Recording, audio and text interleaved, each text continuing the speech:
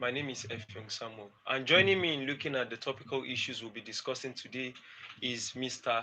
Matthew Oluku Obianose. Thank you very much. It's a Mr. pleasure. Matthew, looking at the headlines in the last couple of days and some of the issues we want to be discussing, what has been your general view considering the antecedent of what has happened from last week to this present time? If we're looking at an holistic perspective of the reaction of governmental decisions as a whole, what would you really say um, the government has done generally in terms of responses to issues raised by Nigerians?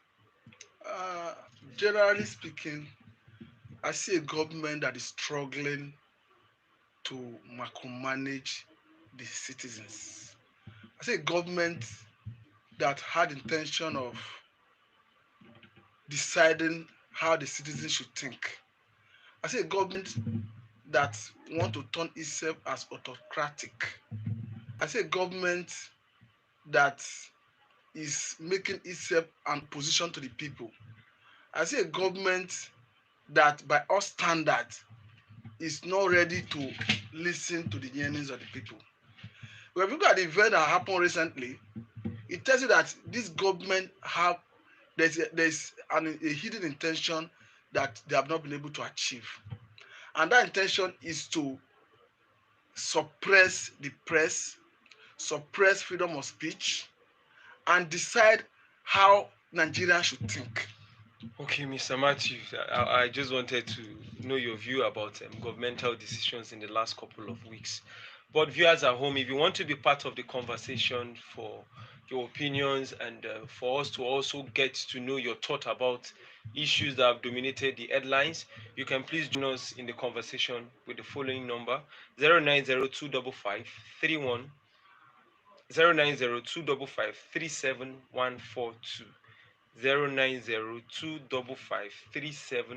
09025537142.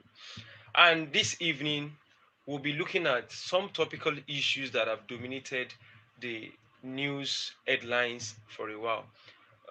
First of all, we'll be considering the statement credited to the Nobel laureate award winner in person of Wole Soyinka, and he said Nigeria may not celebrate another democracy. Nigeria may not celebrate another democracy. Moving from that headlines, we'll be talking about insecurity, which was also credited to the Emir of Zazzau. He said, "We are at mercy of kidnappers.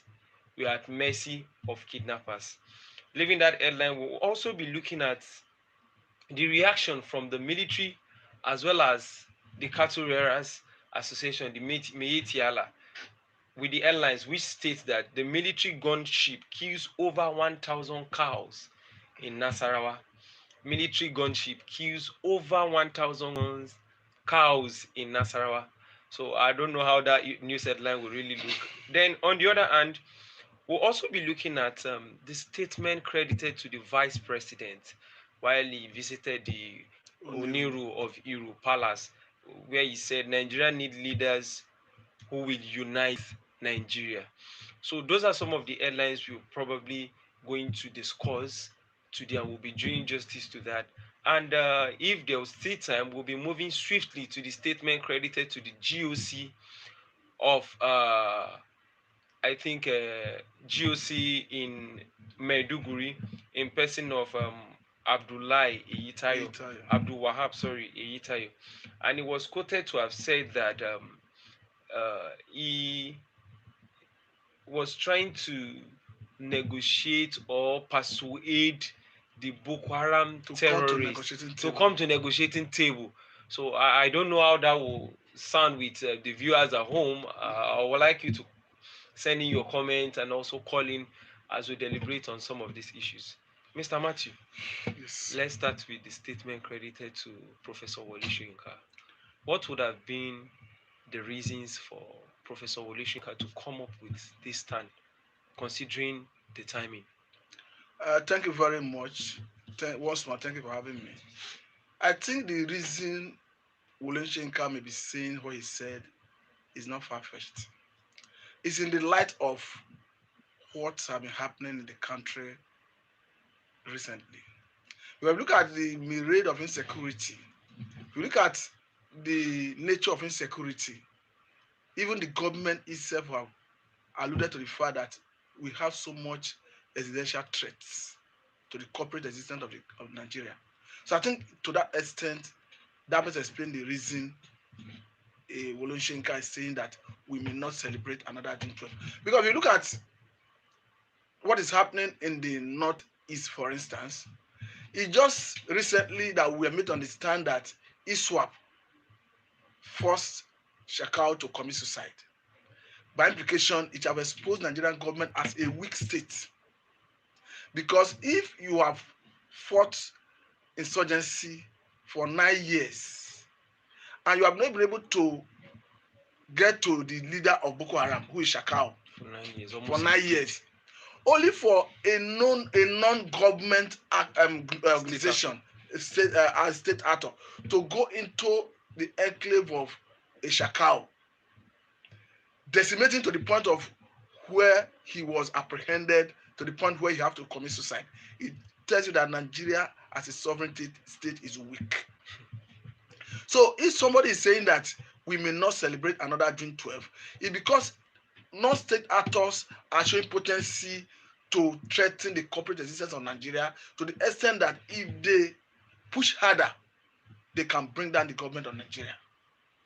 If you look at what is happening almost in every strata of the society, from in fact there is no local government, or let me say there is no state that have not have its own fair share of insecurity we are witnessing in this country.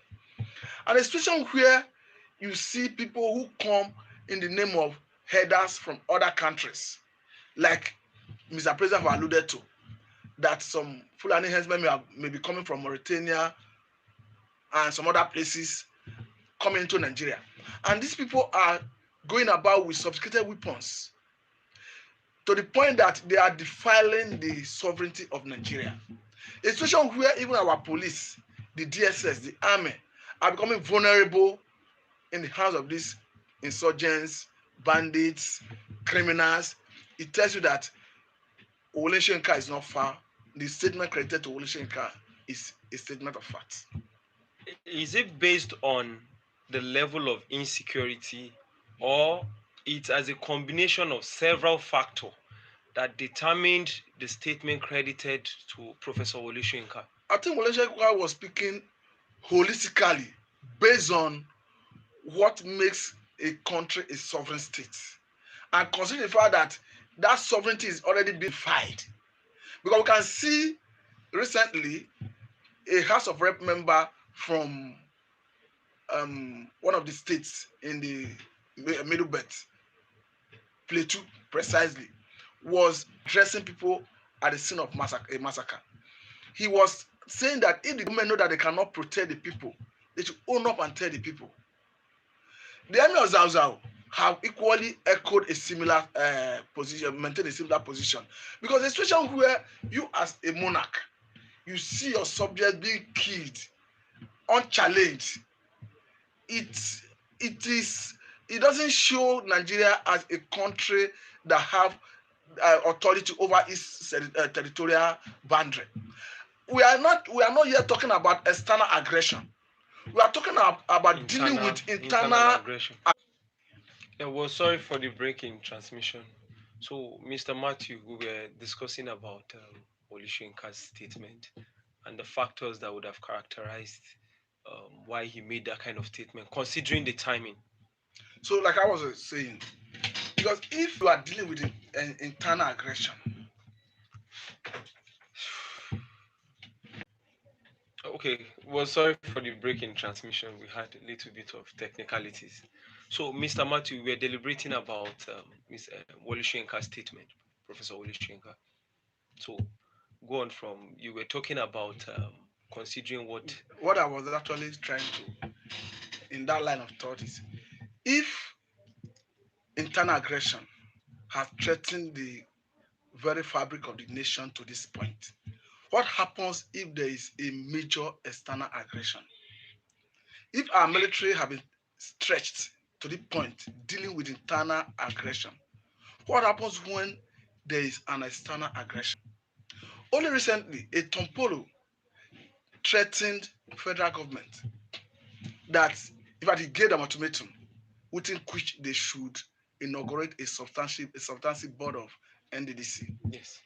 Before he knew it, the Minister of Niger Delta and the First of Akpabio and some other government top functionaries Travel to Nigeria.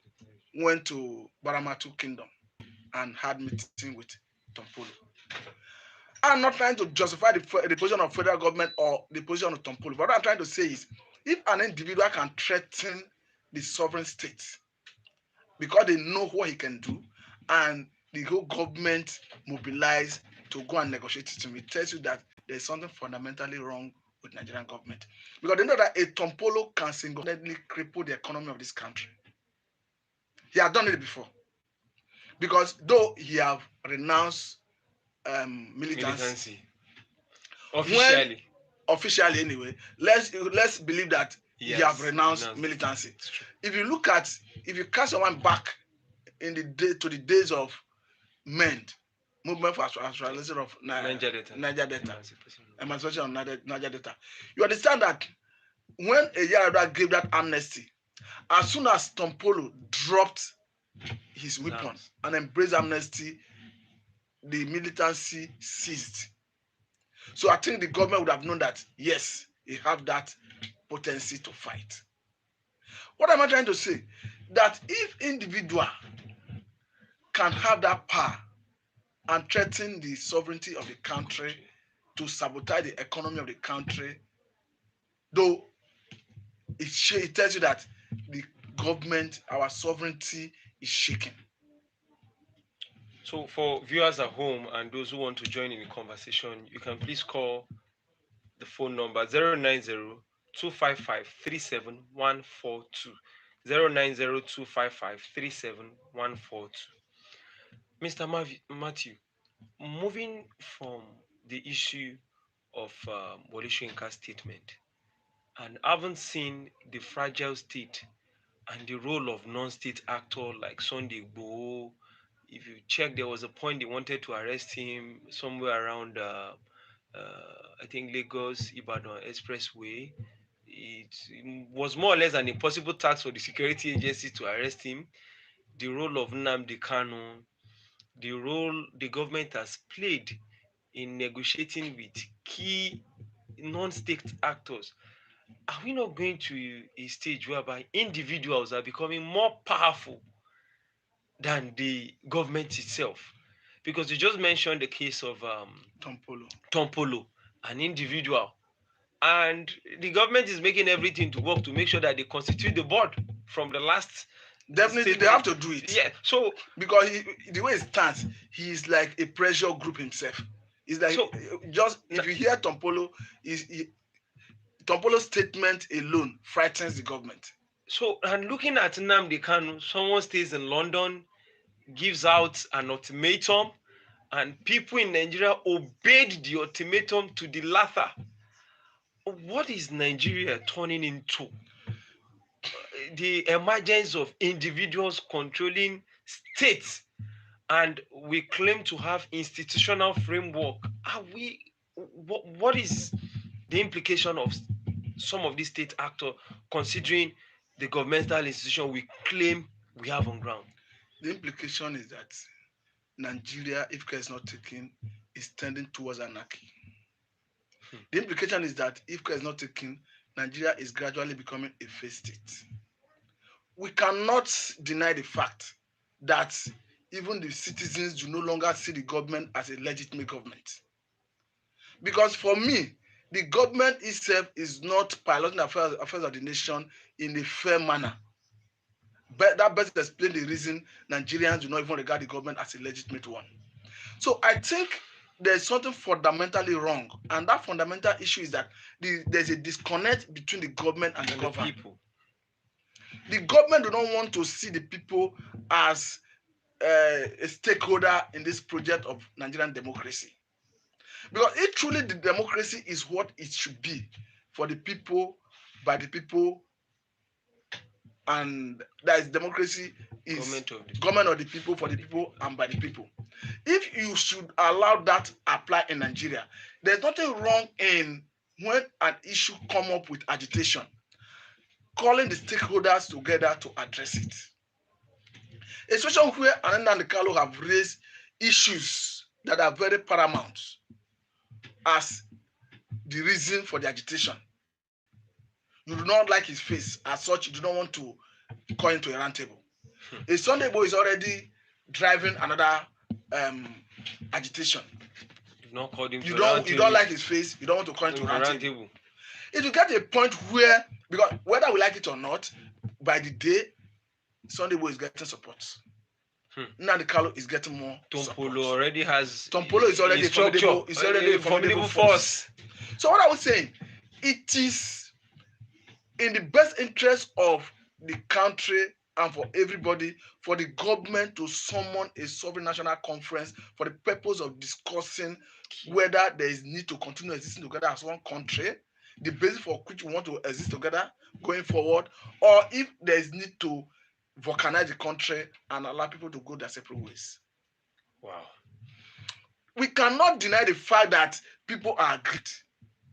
Even Mr. President, his actions show that people are aggrieved to a point where he appointed the son of Ojukwu into a National Human Rights Commission as the secretary. He was trying to pacify a people. So that, to that extent, Mr. President, with that action, accepted that some people are feeling aggrieved. He made an attempt to compensate police personnel who fought on the sideline of the Biafra during the war.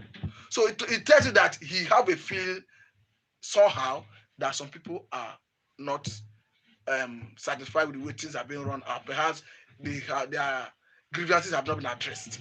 So I think the government should summon a sovereign national conference. They can call it any name, but the important thing is bring every stakeholder to the round table for purpose of discussion. Thank you very much, Mr. Matthew. And moving forward, the Emir of Zazzau said categorically that we are at the mercy of kidnappers. So meaning that a crowned king is at the mercy of kidnappers. What is the implication of this statement? The implication is simple. And if you look at someone like the Emir of Zazzau, we all knew how he ascended to that throne recently. By our standards, he's supposed to be a proponent of the government. Because as at the time, El-Rufai's government forwarded his name, nominated him, within the ruler house, there was so much infighting. That's true. They objected to it. So it tells you that by our standard, he's a proponent of this government. Sorry, well, we'll go ahead in. For viewers at home and those who want to be part of this conversation, you can please call us with the phone number 090-255-37142. 090-255-37142. So, Mr. So for somebody like that to have spoken out, to be voicing out, it tells you that it is already getting out of hand. Because as a king, by our standard, you cannot fold your hand and watch your subjects being killed, raped, being maimed, being kidnapped, being raped, and you have a government in place. So I think he was speaking out of frustration. I think the way he spoke, I think it was he spoke from a genuine point of view that it is time the people should start defending themselves. And if you look at what that House of Rep member said, he said the government should come out openly and own up. If you know you can no longer protect the people, tell the people that you do no longer have what it takes to protect them. Because what makes government legitimate and supreme is the ability to protect the people. Because by our standard, every citizen of this country has surrendered their power to the government, and that the government should manage the affairs of protecting lives and property. So if they are not failing, then own up and tell the people, let everybody look for how to make arrangements to protect his immediate environment. We have been talking about state police. If the government, federal government, allow state police to have its way, you see that this issue of insecurity will be addressed. But don't you feel the government is scared? You mean Maybe federal because, government? yes, the federal government in practical, Mhm. if there's a decentralization of power, Mhm. it simply means some actions and inaction of government will become irrelevant. For example, somebody can place a phone call from Abuja to tell the commissioner of police what to do on a particular instance. We've had similar examples whereby you see the police act even against the governor, which is supposed to be the chief security officer of a state. Or what do you think would have been the fears of the government? Or is the federal government, scared of governors having enormous power? Or because I think the fear of federal government is that the state governors will abuse that power.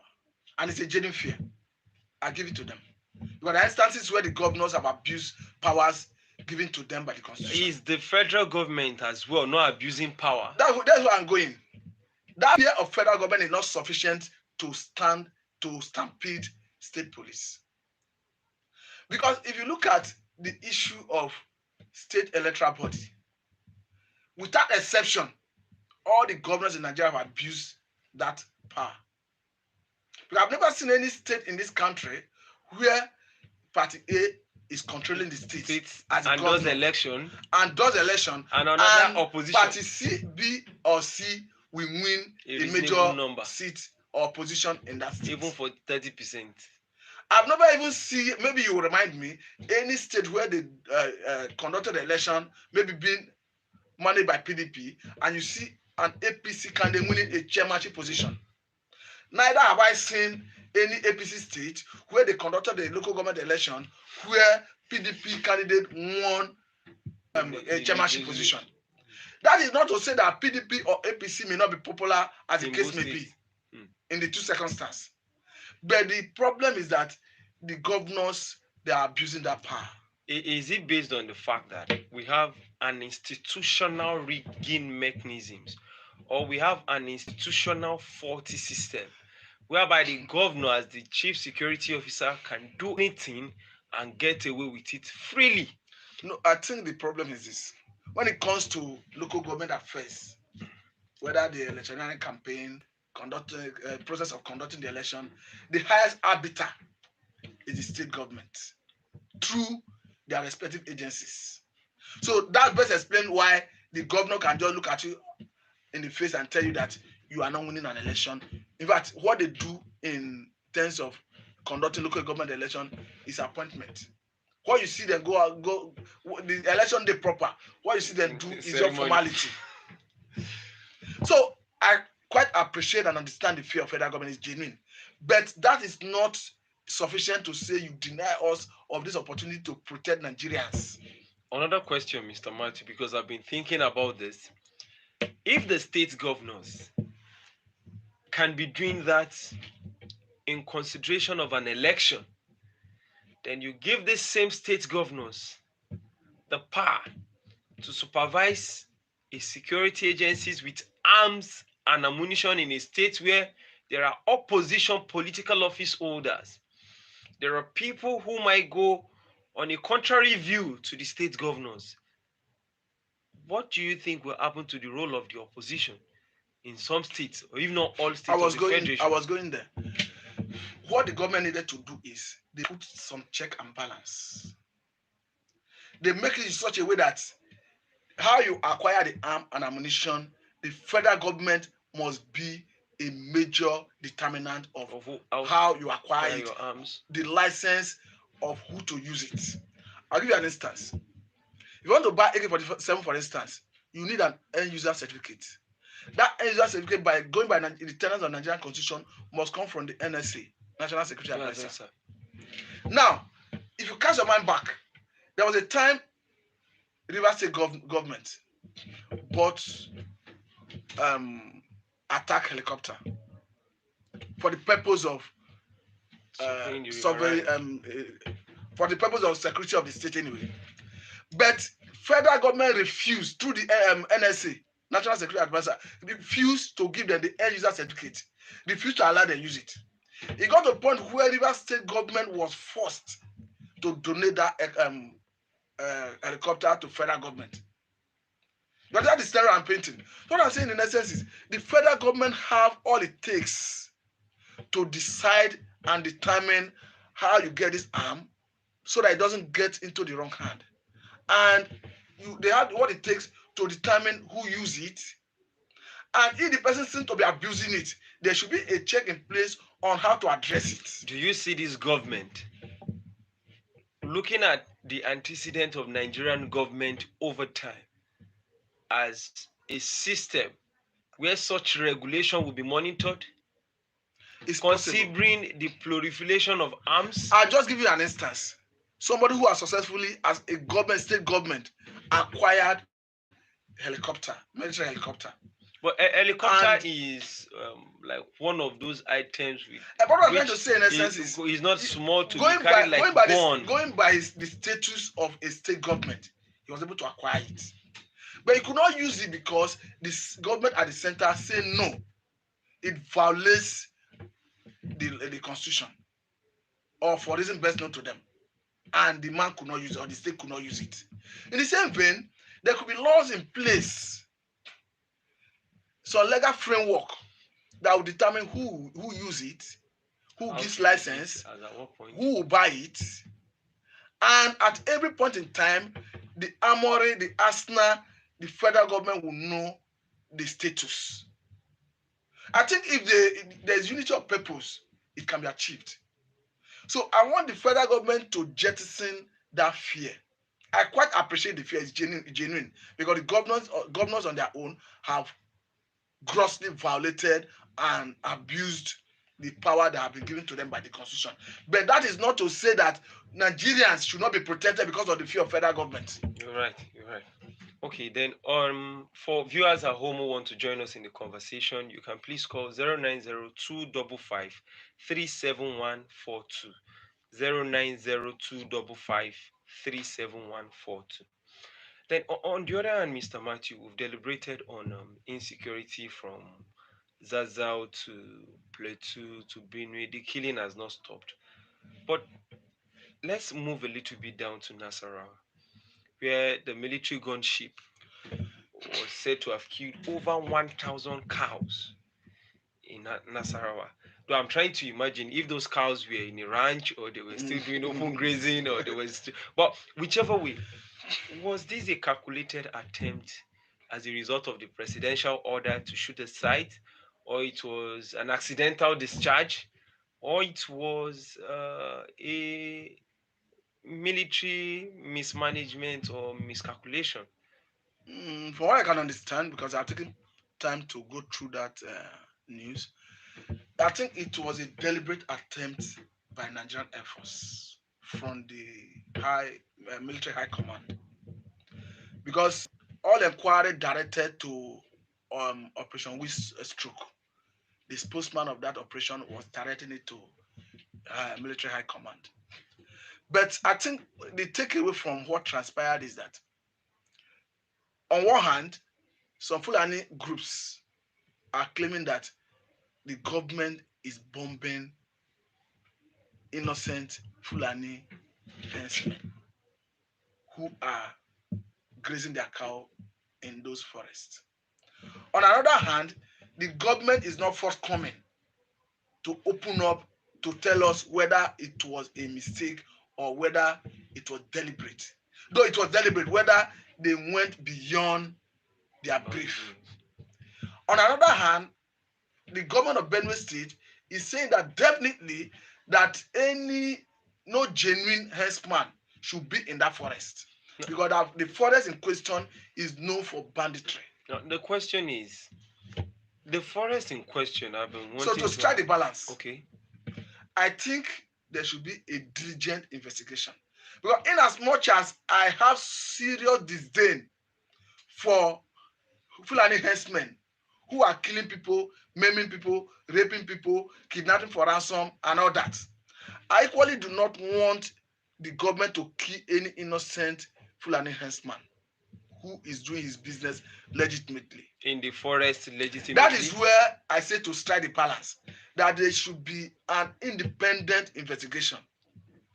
Because for the government to have killed over 1,000 cows, according to those Fulani groups, it is not just in one swoop. It is a repeated raid.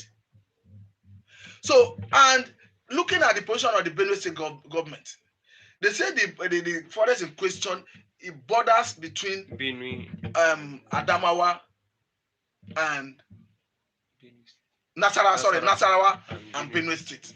So to that extent, it is a no heaven for bandits.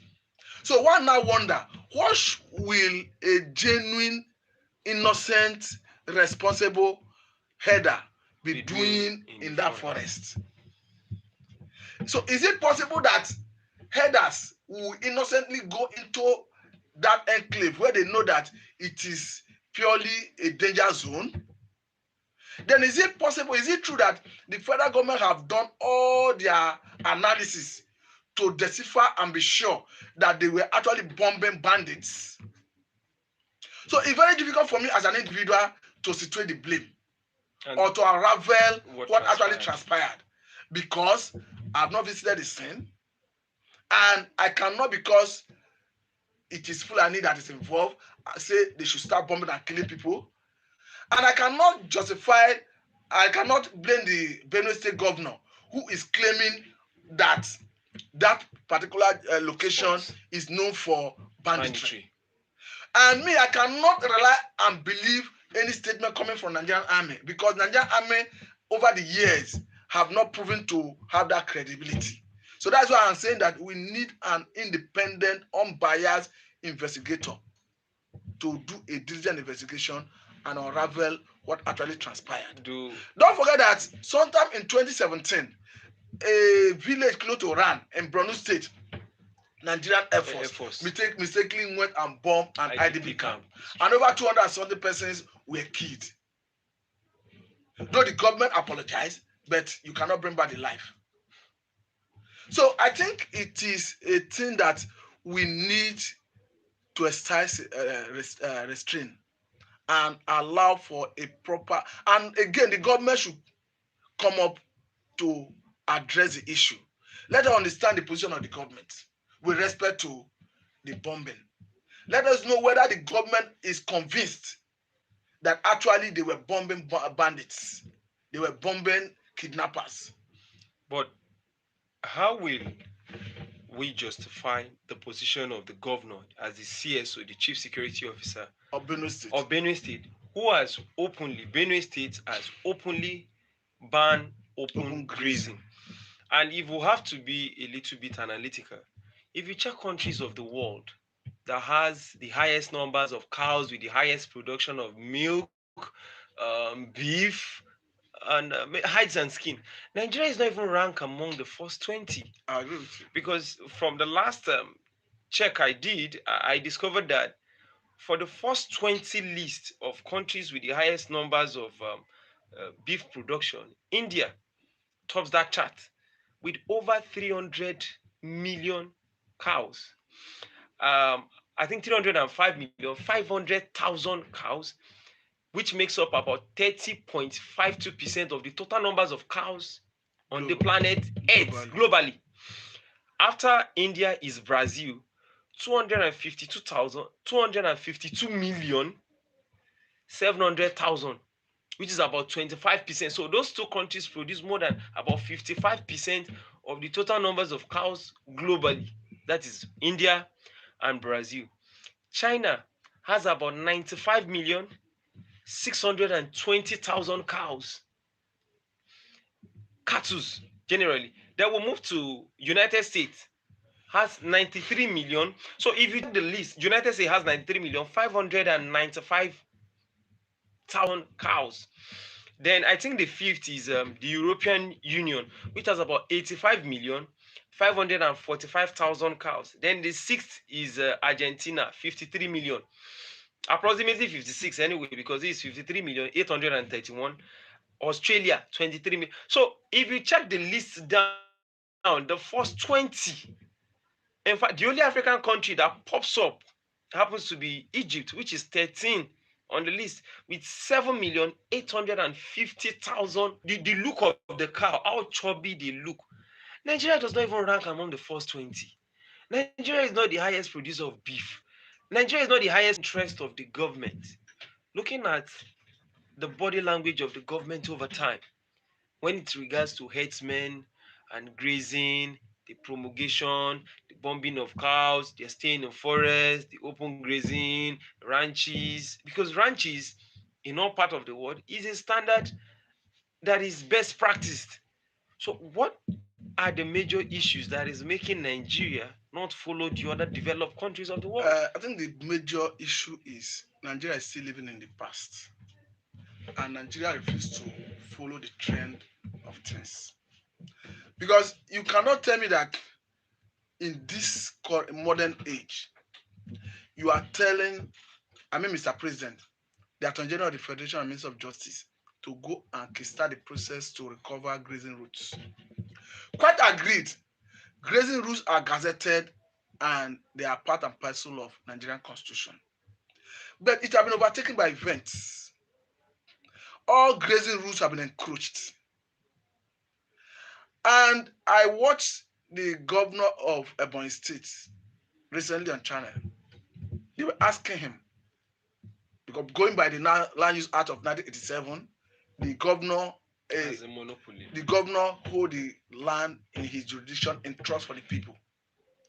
So they were asking him, are you ready and willing to give out land for even ranching, not for open grazing? For ranching. For ranching. The man said it's even erroneous, it is an erroneous impression to think that the governors even own land. That the way the thing works, that it is communities and individuals that actually own this land. Yes, it's true. Even as it is in principle on book that the governor own the land, that in practice that you cannot go to any land and tell the owner I want to seize it. So the president was asking him, okay, have you approached the host communities for purpose of releasing land for ranching? He said he have approached and they said no. So what I'm saying, do you know the reason? The reason is not far-fetched. It's because there is a mistrust between the herders and the host communities. And you must do a confident building if you want a harmonious relationship going forward between Nigerian host communities and the herders. The way it stands, no community is willing and ready to accommodate any herder. So I think we have our first caller for today, and let's.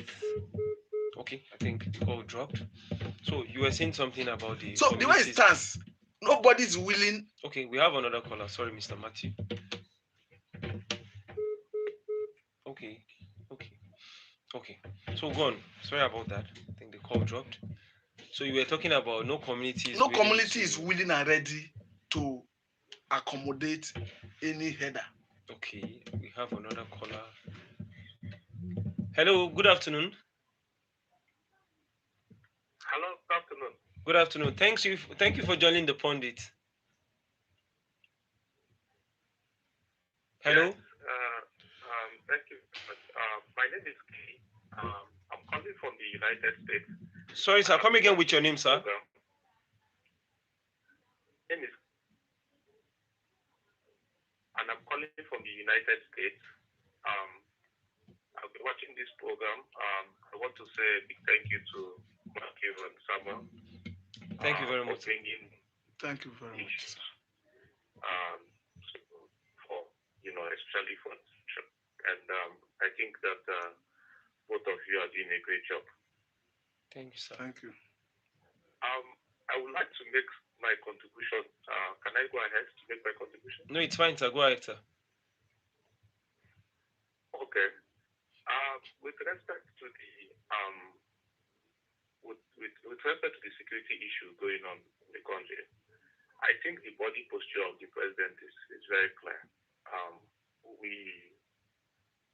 That the president is any sense of hope or direction in terms of tackling the security issue. I think that for us to win the security issue, first and foremost, we need to have a large number of security intelligence guardians from the local community up to the state level. We need to outnumber the number of people passing this issue. Oh, we lost the caller. Oh, please endeavor to call back. We lost the call, and he was trying to make a contribution in regards to intelligence gathering. Yes, you were talking from about the local communities, and but also if we were that intelligence gathering is equally key. But if you look at the nature of the security architecture of any country, particularly in Nigeria, the DSS is saddled with that responsibility. Now the question is, sorry, Mr. Mata, I think he's calling back. We have another call. Hello, good evening, sir. Yeah, hello. Okay, we lost you earlier. Dropped, but Okay. I'm back again. Okay. Yeah. So what I was saying is that first we need to outnumber the number of people who are causing this mayhem. A small bunch of people cannot create insecurity in the whole country, affecting the economy and taking lives at will. So there are ways to go about it, a large intelligence gathering us, with the states also funding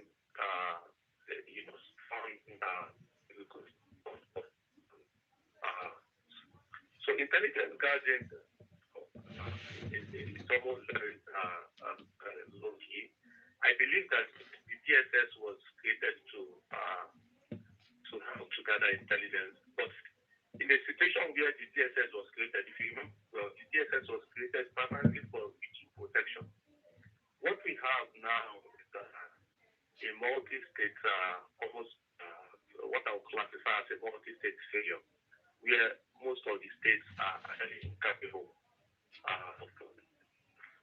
And the president, in his last interview, pushed the responsibility back to the state. I think he hopes on the states to work with other states. In fact, the southern belt and the middle belt can create what I would classify as a security team, where you have at least 100,000 people who are actively doing gathering and feeding it to each other. Because, for instance, if you look at the Niger State, in that 3 states, for instance, if we had a security ring in that area, those would cross over from one state to the other seamlessly. And we've had this issue coming in from the northwest, trickling down even up to Ibadan.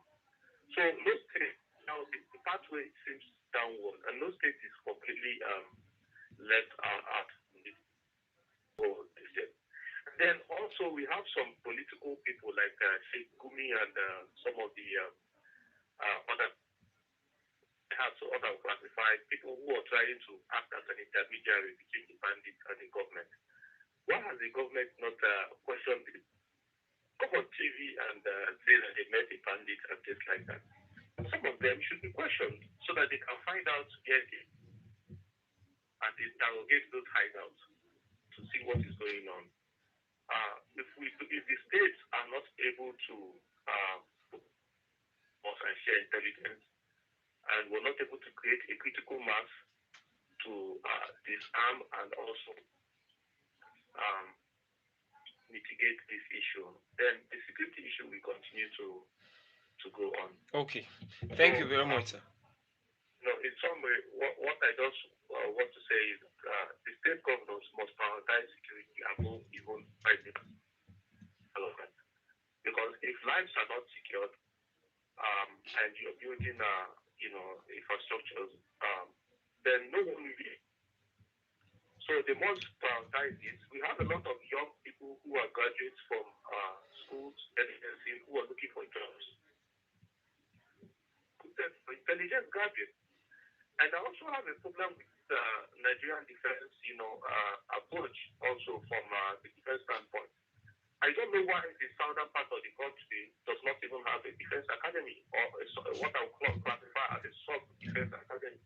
This should have such kind of academy where you can put young people into the system, and so that they can help out with all these low class level intelligence and community guardian, because those ones are those who have a thorough knowledge of of the um, the state.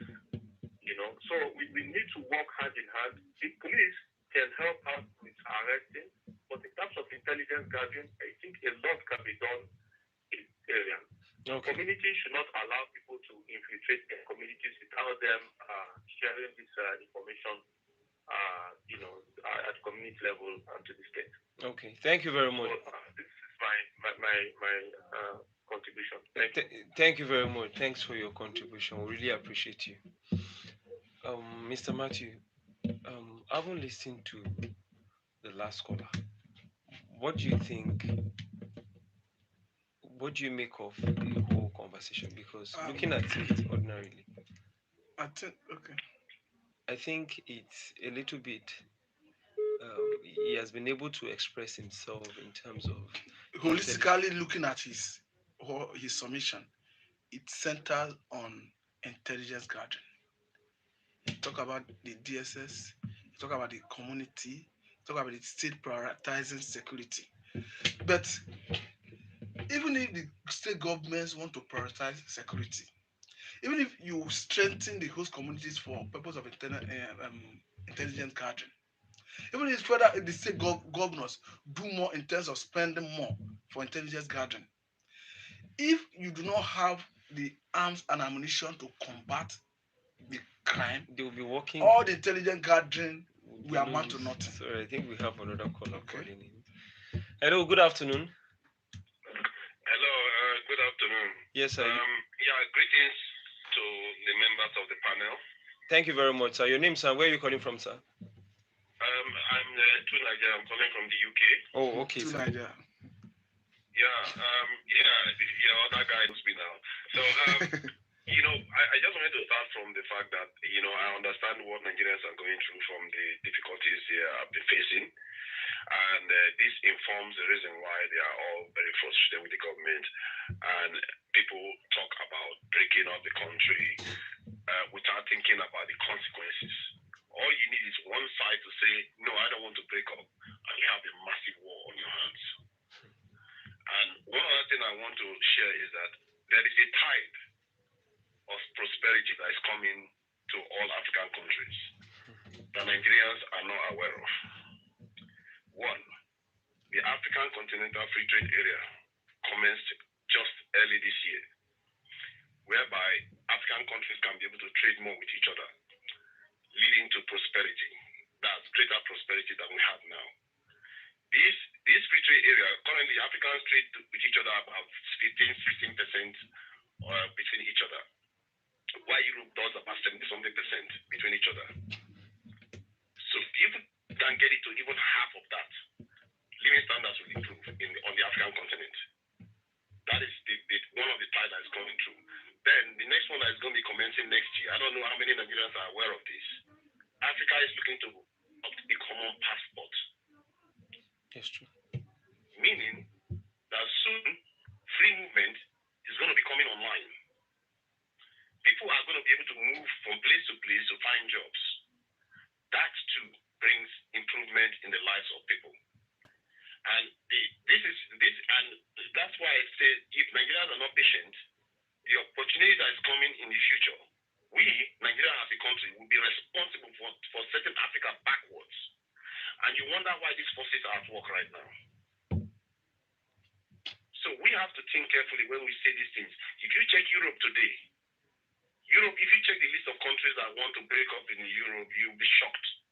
Many separatist groups are in Europe, but they understand that as long as they can survive, they can send their children to school, and they can tear themselves apart. See, I understand the suffering we are facing, and I understand the frustration why Nigerians say what they say about their country. I just think that what that guy said earlier on implies what I've been saying before. We are not prioritizing security. We are not paying for security like other nations are doing. We are poor. That is the reason why we should not pay for security. But we are poor because we are not paying for security. It's that chicken and egg situation that Nigerians do all the time. You can't say other people that have shed blood died. All these countries we like to envy, they died. They shed blood to keep their country the way their country is. I asked the other day whether a Nigerian would be willing to pay 1,000 naira a month to recruit a 1 million size military. But you said no, that would be a little bit too much. But other people pay more for their security. The countries we envy, they pay more, equivalent. I'm not talking about size for size, equivalent. Because that amount you're talking about is around $2 point something in America. Americans pay way more than that for their security. So does their husbands have bigger heads than our own husbands in Africa? Why are our men not coming out and saying we should defend ourselves like men, like other men do in other nations? This is why we are laughed at. We don't know why we are laughed at. We think we are laughed at because we are poor. We are laughed at because we are not taking care of our business as men. That is at the heart of our problems. We will take care of security, most of all these problems will go away. This security problem, we have not even done 10% of doing in Nigeria. Okay. Nigerians are very capable. I've seen what our young men are capable of doing. That's all I've got to say. Okay, to Nigeria, thanks very much for your time. Thanks for your contribution. I think thank you very much. I think what to Nigeria is not taken into consideration is the prevailing circumstance in Nigeria. We have looked at the level of corruption in Nigeria, and these places is mentioning. You agree with me that if in America, for instance, you go and vote $1 billion for the purpose of arms and ammunition, and at the end of the day, there's no transparency, there's no accountability, that the citizens will, out of their own pocket, willingly pay for security. I don't think so. Don't forget that in 2018, the federal government withdrew $1 billion from excess crude. This is money that belongs to the 3 tiers of government. Don't forget that only recently, the National Security Advisor, Mungunu, raised the alarm that the arms and ammunition are nowhere to be found. Apart from 359 or something million that was used to pay for that 12 Tucano jets, the other part of that $1 billion, nobody have accounted. Nobody have rendered account to Nigeria. 2 days ago, I think Aline Dume was saying that yes, the money remitted released to the army, that they have no excuse. They just released another money. That they have no excuse. So, in summary, can we say some things that work in other parts definitely will not work here? Why is working there is if you pay tax, you see how it is being judiciously used. And there are institutions to pay more. There are institutional framework to address corruption and some of those Let me remind you this. As though Netanyahu have left office recently, but Netanyahu as the Prime Minister of Israel was questioned about twice by Israeli police. The wife of Netanyahu entered into plea bargain when it was obvious that she will be convicted. What is the allegation? Or what was the allegation rather?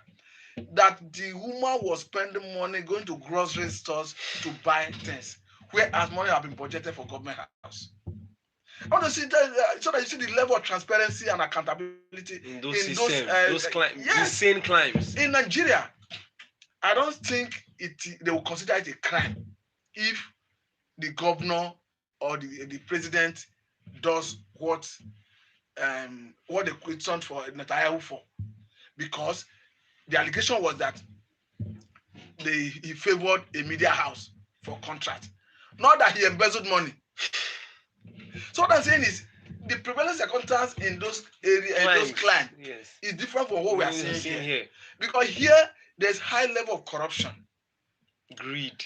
You cannot expect the man who is already at the receiving end of the corruption of the government to start paying tax. Some does not even. So many Nigerians don't even end up to 30,000 naira monthly. Yes. So if you check the last release of the rate of unemployment, almost about 40% of that category are those who are learned, who can read, who can write, and don't even have anything doing, not underemployed. They don't have any job. This reminds me. Okay. Look at the former secretary to federal government, Baba Chilawa. I think we have a caller. Okay. Please try as much as possible to make your call snap. Hello, good afternoon.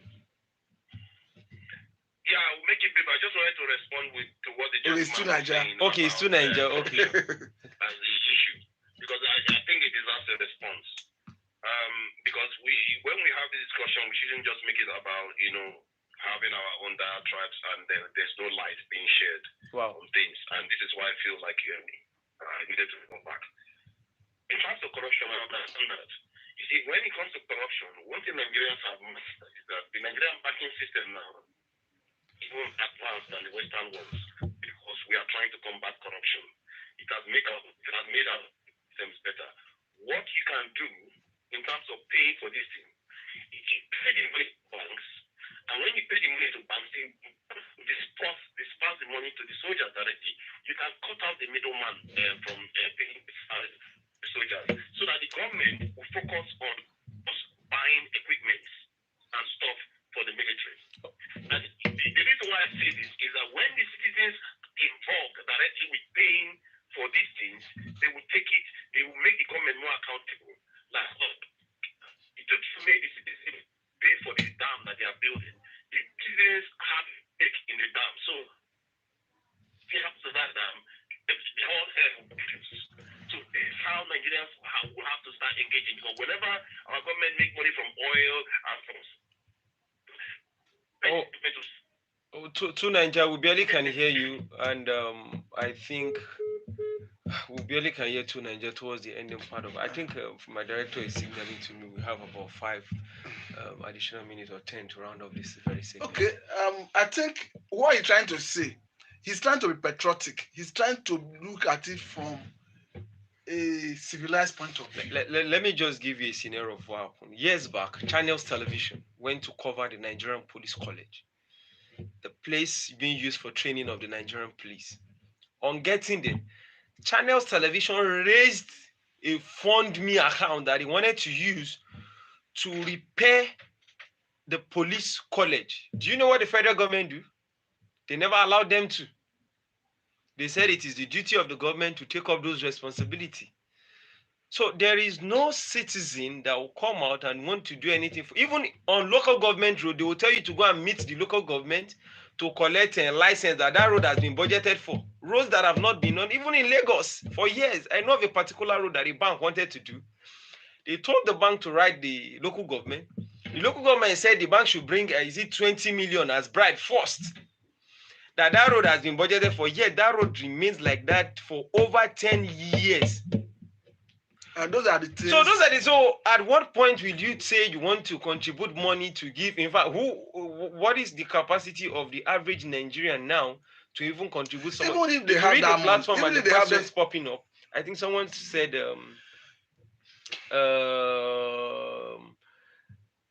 you shouldn't compare Nigeria to most of those developed countries. You should compare Nigeria to India, which is almost a poverty nation. Let's know how much Indians are paying per month after paying tax. Then one other person said, I think Chris Shalomara is, that's right, Mr. Matthew, patriotism is the key indeed.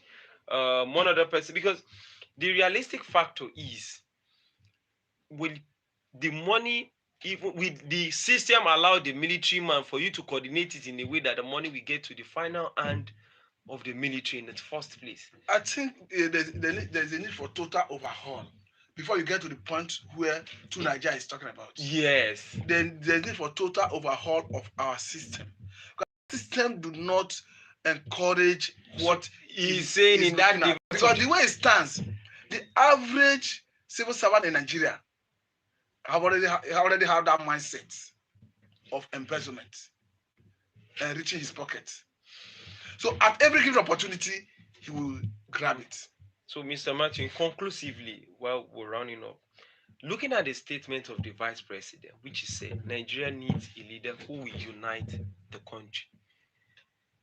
He said that the Vice President and his cabinet and the presidency are not leaders that are uniting the country. Because to me, I see the statement as an indicting statement directly or indirectly. Or was it coming from the angle that maybe the Oba of Onirudu, he cited Lagos as an example of a mini Nigeria? Well, in that sense, it depends on how we want to look at it. I don't think it was in their own making that Lagos is where it is. It was the British making of a design of Lagos that actually made Lagos a metropolitan uh, area to accommodate everybody. If it was left for the way the Nigerian handle things, we would have made other states a comprising factor of other ethnicity. That's what I feel after reading through history. So, looking at the picture of what the vice president just said, what do you make out of the statement itself while we're running up? I think he was speaking in the context of why he was trying to eulogize the monarch. He saw the monarch as somebody who is accommodating, who as a good leader, and he talked about being proactive. I think what he was trying to say in essence is that we need more of such People. in leadership positions. But I think the way the thing was captured, it somehow tried to derail the man's intention. But looking at it, because I've taken pain to go through it, I think he was actually trying to say that the monarch has that quality of uniting people. Because talking about that monarch having other people from other areas as part of his chiefs. Yes.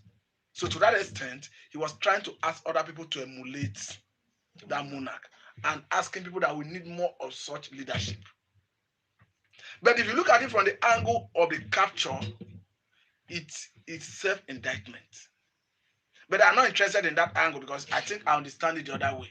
So to that extent, I think if I don't know the pedigree of the monarch, but judging by what the vice president said, if it is true, we actually need leaders who can unite or who is willing and ready to unite the people. In summary, using the vice president's statement to the administration is part of. Is the vice president and the president a uniting leader? The vice president as a person may be a uniting leader. You're not sure, Mr. Martin. The reason I'm saying it is this. Because we have seen instances where the president was not on the ground, traveled for medical concern, and vice president holding sway as the acting president. We have seen a vice president going to the southern part of the country to that session, and that is the peace we are seeing in that region. We have seen a vice president who have visited trouble areas in the absence of Mr. President. So I have a feeling that if Mr. Vice President were to be a substantive president, he may not have led the way this president is leading. But it's not part of the presidency. If we're going to make a scorecard, the way the country. No, the way the constitution makes sorry, Mr. Matthew, I'm talking about a scorecard of the administration of the president. Unfortunately, the presidency involves both the vice president and the presidency. I agree with you. Are they leaders?